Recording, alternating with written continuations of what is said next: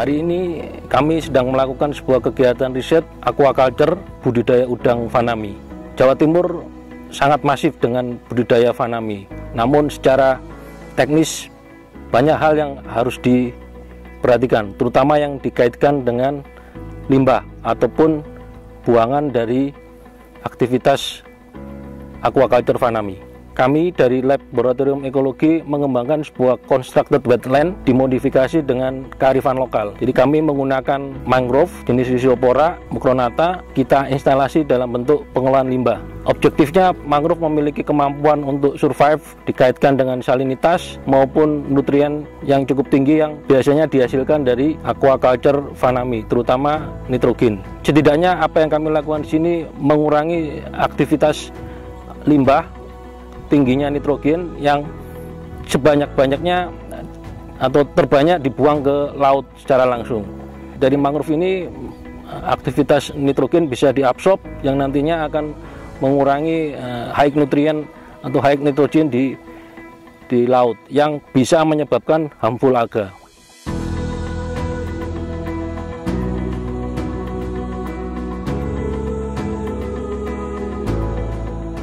Pagi hari ini kami bersama dengan tim dari Laboratorium Ekologi, Departemen Biologi ITS. Kami berada di Kabupaten Sumeneb, Madura, untuk mengunjungi salah satu tambak udang yang ada di sini. Fokus kegiatan saya adalah ingin melihat komposisi ataupun kelimpahan relatif dari fitoplankton atau mikroalga yang ada di sekitaran tambak udang ini. Nah, kita di sini menggunakan metode eDNA atau Environmental DNA atau DNA yang berada di lingkungan. Kita menggunakan metode ini untuk melihat dengan cepat dan relatif akurat bagaimana komposisi fitoplankton yang ada di wilayah ini dapat diketahui. Salah satu tujuan dari kegiatan ini adalah melihat bagaimana komposisi ataupun kelimpahan relatif dari mikroalga atau fitoplankton, khususnya yang berbahaya, dapat diketahui menggunakan metode eDNA. Harapannya nantinya data-data tersebut dapat menyumbangkan informasi yang bermanfaat, khususnya terkait dengan harmful algae atau alga-alga berbahaya yang ada di Indonesia.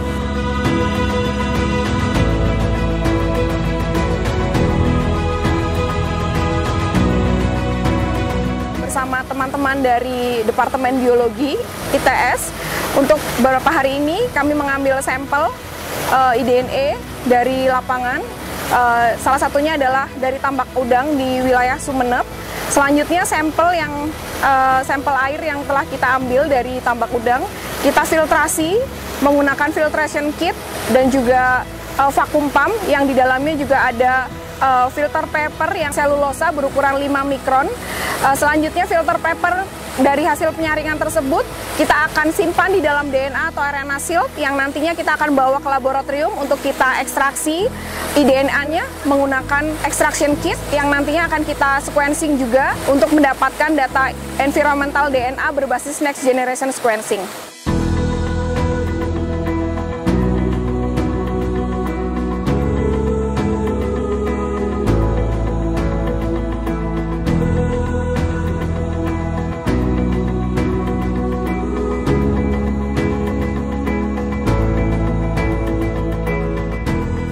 Kegiatan kami mengenai mikroalga. Apa itu mikroalga? Mikroalga adalah organisme mikroskopik sederhana terdiri satu atau rangkaian sel tanpa memiliki akar, batang, dan daun yang jelas. Namun mikroalga mempunyai kemampuan untuk berfotosintesis, mengubah karbon dioksida dan air menjadi energi. Oleh karena itu, mikroalga menjadi dasar rantai makanan di ekosistem kita. Nah, contohnya untuk di tambak udang ini, mikroalga berperan penting sebagai pakan larva. Nah, salah satu hal penting juga yang dapat kita lakukan di sini adalah melakukan studi mengenai jenis-jenis mikroalga yang ada di sini. Kemudian kita juga dapat mengisolasi strain mikroalganya, berusaha untuk mengembangkannya lebih lanjut untuk berbagai macam aplikasi, misalnya di bidang kesehatan, bidang pangan, bidang energi, dan lain sebagainya. Mikroalga juga berperan penting terutama dalam kebijakan blue carbon, terutama untuk mengubah karbon biru menjadi sesuatu yang lebih bermanfaat di masa yang akan datang.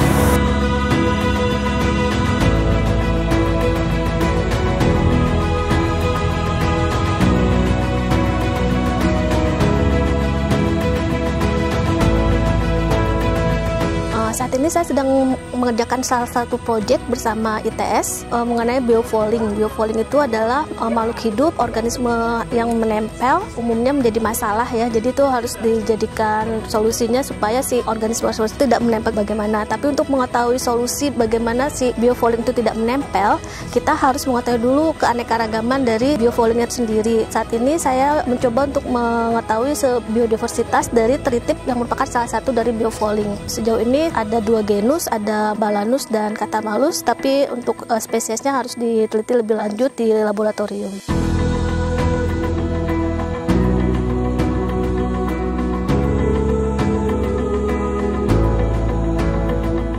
Berbicara mangrove di sini sangat luas dan sangat penting bagi kami bersama, karena mangrove merupakan salah satu kehidupan dari kami yang ada di pesisir, khususnya yang ada di Kabupaten Pamekasan. Saya di sini mengembangbiakkan mangrove. Ada 2 jenis mangrove. Pertama, mangrove Rhizopora stelusa, kemudian yang kedua mangrove jenis Avicennia, dan dua-duanya kami bekerja sama dengan para mahasiswa yang ada di Kabupaten Pamekasan untuk setelah besar ini ditanam. Kali ini saya juga memberikan support kepada ITS Surabaya di budidaya udang fanami. Karena selama ini di wilayah Sumeneb ini ada isu bahwa fanami sudah tercemar oleh virus dan bakteri. Dan insya Allah dengan adanya penanaman mangrove nantinya diharapkan mampu menyerap cemaran-cemaran yang dikeluarkan dari proses tambak udang itu, sehingga bisa menjernihkan potensi air yang ada di sana. Yang kedua, kita meneliti bakteri apa sih yang sebenarnya yang terkandung dalam pengolahan budidaya fanami ini.